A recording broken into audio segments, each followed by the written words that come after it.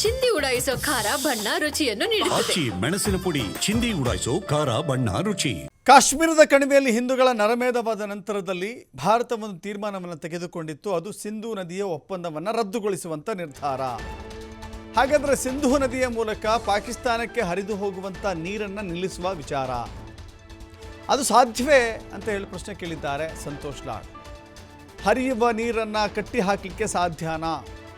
ಅಂತಾರಾಷ್ಟ್ರೀಯ ಮಟ್ಟದಲ್ಲಿ ಸಹಿ ಆಗಿರುತ್ತೆ. ಪ್ರಧಾನಿ ಕಾಶ್ಮೀರದಲ್ಲಿ ಯಾಕೆ ಸುದ್ದಿಗೋಷ್ಠಿ ಮಾಡಲಿಲ್ಲ ಅಂತ ಕೇಳ್ತಾರೆ. ಬಿಹಾರದ ಎಲೆಕ್ಷನ್ ಪ್ರಚಾರಕ್ಕೆ ಹೋಗಬೇಕಿತ್ತ? ದಾಳಿ ನಡೆದ ಸ್ಥಳಕ್ಕೆ ಹೋಗಲು ಭದ್ರತಾ ಪಡೆಗೆ 2 ಗಂಟೆ ಬೇಕಾ? ಹೆಲಿಕಾಪ್ಟರ್ ಆನ್ ಮಾಡಲಿಕ್ಕೆ 2 ನಿಮಿಷ ಸಾಕು. ಅದನ್ನು ಮುಚ್ಚಿಕೊಳ್ಳಲು ಏನು ಬೇಕಾದ್ರೂ ಮಾಡ್ತಾರೆ. ಮೋದಿ 24 ಗಂಟೆಗಳ ಕಾಲ ಕೆಲಸ ಮಾಡ್ತಾರೆ ಅಂತ ಹೇಳ್ತಾರಲ್ಲ, 18 ಗಂಟೆಗಳ ಪ್ರಧಾನಿಯವರ ಕೆಲಸ ತೋರಿಸಲಿ. ಕೇಂದ್ರದ ವಿರುದ್ಧ ಸಚಿವ ಸಂತೋಷ್ ಲಾಡ್ ಪ್ರಹಾರ ಮಾಡಿದ್ದಾರೆ. ಯಾವುದೋ ಕೆರೆ ನೀರು ಮಳೆ ನೀರು ತೋರಿಸ್ಬಿಡೋದು, ನೀರನ್ನು ತಗೊಂಡ್ಬಿಡುತ್ತೆ ಅಂತ ಹೇಳಿ ಅಂದ್ರೆ ಪಾಕಿಸ್ತಾನ ನೀರು ಕುಡಿಯೋಲ್ಲ ಜನ. ಈಗ ಪಾಕಿಸ್ತಾನ ಜನ ನೀರು ಕುಡಿತಿದಾರಲ್ಲ, ಈಗ ಇವರಲ್ಲಿ ಹುಡುಕಿ ಮನೆಗಳು ತೋರಿಸ್ತದೆ. ಕರೆಕ್ಟಾ? ಈಗೇನು ಹುಡುಕಿ ಮನೆಗಳು ಹೊಡಿತಾ ಇದ್ದಾರೆ ಅಂದ್ರೆ ಈ ಮನೆಗಳು ಹೆಂಗಿದ್ದು ನಿಮ್ಮ ಮೊದಲೇ ಮಾಹಿತಿ ಇತ್ತಾ? ಈ ಮನೆಗಳು ಯಾವ್ದು ಹುಡಿದು ತೋರಿಸ್ತಾ ಇದಾರಲ್ಲ ಮನೆಗಳು, ಮತ್ತೆ ಹೆಂಗಿದೆ ಮಾಹಿತಿ ಹೆಂಗೈತೆ? ನಿಮ್ಮ ಮನೆಗಳಿದ್ವು ಅಂತ ನಿಮ್ಗೆ ಮಾಹಿತಿ ಇಲ್ವಾ? ಅಂದ್ರೆ ಈಗೇನು ತೋರಿಸ್ತಾ ಇದಾರೆ ಮನೆಗಳು ಹೋಗಿ ಧ್ವಂಸ ಮಾಡಿಬಿಟ್ರು, ನಾಶ ಮಾಡಿಬಿಟ್ರು, ಧ್ವಂಸ ನಾಶ. ಇದು ಹೆಂಗೆ ಬಂತು? ಮನೆಗಳು ಯಾರು ಕಟ್ಟಿದ್ರು? ಯಾರು ಮತ್ತೆ ಪರ್ಮಿಷನ್ ಯಾರು ಕೊಟ್ಟಿದ್ರು? ನೀವು ಮಾಹಿತಿ ಇಲ್ವ? ಅಲ್ರಿ, ಅವ್ರು ಹೇಳ್ತಿದ್ರು, ಯಾರೋ ಮೋದಿ ಸಾಹೇಬ್ರು ಹೇಳ್ತಕ್ಕಂಥದ್ದು, ಆಗಿನ ಕಾಲದ ಟೆಕ್ನಾಲಜಿ ಇಲ್ಲಿದ್ರು ಕೂಡ ಅವರು ಫುಗ್ಗ ಗುರ್ತಲ್ಲ, ಫುಗ್ಗ ಮುಖಾಂತರ ಸೀಡ್ಗಳು ಬಿಟ್ಕೊಂಡು ಇದೇನೋ ದ್ರೋಣ್ ಯೂಸ್ ಮಾಡ್ತಿದ್ರು.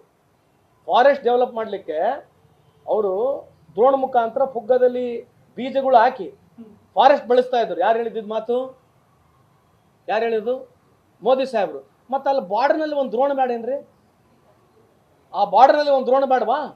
ಇಷ್ಟೆಲ್ಲ ಟೆಕ್ನಾಲಜಿ ಬಗ್ಗೆ, AI ಬಗ್ಗೆ, ಆರ್ಟಿಫಿಷಿಯಲ್ ಇಂಟೆಲಿಜೆನ್ಸ್ ಬಗ್ಗೆ ನಾಲೆಜ್ ಇರ್ತಕ್ಕಂಥವ್ರು, AI ಐ ಅಂತ ಹೇಳಿರ್ತಕ್ಕಂಥವ್ರು, AI ಅಮೇರಿಕ ಇಂಡಿಯಾ ಅಂತ ಹೇಳ್ತಕ್ಕಂಥವ್ರು, ಮತ್ತು ನಿಮಗೆ ಒಂದು ದ್ರೋಣ ಇಲ್ವಾ ಆ ಭಾಗದಲ್ಲಿ? ಒಂದು ದ್ರೋಣ ಬೇಡ? ಅಷ್ಟೆಲ್ಲ ಏರಿದಿಲ್ಲ. ಆಮೇಲೆ ಎಲ್ಲದಕ್ಕೂ ದುಃಖನ ಸಂಗತಿ ಏನಂತಂದರೆ, ಅಲ್ಲಿ ಪ್ರತಿಯೊಬ್ಬರು ನೀವು ಕೇಳಿ ನೋಡ್ರಿ, ಈ ಇನ್ಸಿಡೆಂಟ್ ಆದಮೇಲೆ 2 ತಾಸು ಬೇಕಾಗಿದೆ ಅಲ್ಲಿಂದ ಹೋಗ್ಲಿಕ್ಕೆ ಮಿಲಿಟ್ರಿಗೆ. 2 ತಾಸು ಬೇಕೇನ್ರಿ ಮಿಲಿಟ್ರಿಗೆ ಹೋಗ್ಲಿಕ್ಕೆ? ಇನ್ಸಿಡೆಂಟ್ ಆದಮೇಲೆ ಫೈರ್ ಸೌಂಡ್ ಆದ ತಕ್ಷಣ ಸೆಕ್ಯೂರಿಟಿ ಇಲ್ಲಿಂದ ಅಲ್ಲಿ ಹೋಗ್ಲಿಕ್ಕೆ 2 ತಾಸು ಬೇಕಾಗಿದೆ. ಅದಾಯಿತು, ಸೆಕ್ಯೂರಿಟಿ ಲ್ಯಾಬ್ಸ್ ಆಯಿತು, ಅದು ಒಂದೇ ಪ್ರಶ್ನೆ, ಅದ್ರ ಬಗ್ಗೆ ಚರ್ಚೆ ಮಾಡೋಣ. ಬಟ್ ರೀಚ್ ಔಟ್ ಆಗಲಿಕ್ಕೆ 2 ಅವರ್ಸ್ ಬೇಕಾಗಿದೆ. ಇದ್ರ ಬಗ್ಗೆ ಯಾರು ಚರ್ಚೆನೇ ಮಾಡ್ತಿಲ್ಲ. To reach out from that incident 2 hours ಬೇಕೇನ್ರಿ? ಅಲ್ಲೇ ಏರ್ಫೋರ್ಸ್ ಇದೆ, ಅಲ್ಲೇ ನೇವಿ ಬೇಸ್ ಇದೆ, ಅಲ್ಲೇ ನಮ್ದು ಏರ್ಪೋರ್ಟ್ ನಮ್ದು ಪೋರ್ಟ್ ಯಾವುದು ಏರ್ಫೋರ್ಸ್ ಅಲ್ಲೇ ಇದೆ. 1 ನಿಮಿಷದ ಕೆಲಸ ಹೆಲಿಕಾಪ್ಟರ್ನಲ್ಲಿ ಹೋಗ್ಲಿಕ್ಕೆ. It is not even by aerial distance ಹೋದರೆ 2 ನಿಮಿಷ ಬೇಕು. ಏರಲ್ ಡಿಸ್ಟೆನ್ಸ್ ಹೋದರೆ ಹೆಲಿಕಾಪ್ಟರ್ ಚಾಲು ಮಾಡ್ಲಿಕ್ಕೆ ಒಂದು 3-4 ನಿಮಿಷ ಬೇಕು. ಸಿಂಗಲ್ ಇಂಜಿನ್ ಆದರೆ ಇನ್ನೂ ಫಾಸ್ಟ್ ಹೋಗ್ಬಿಡ್ಬೋದು.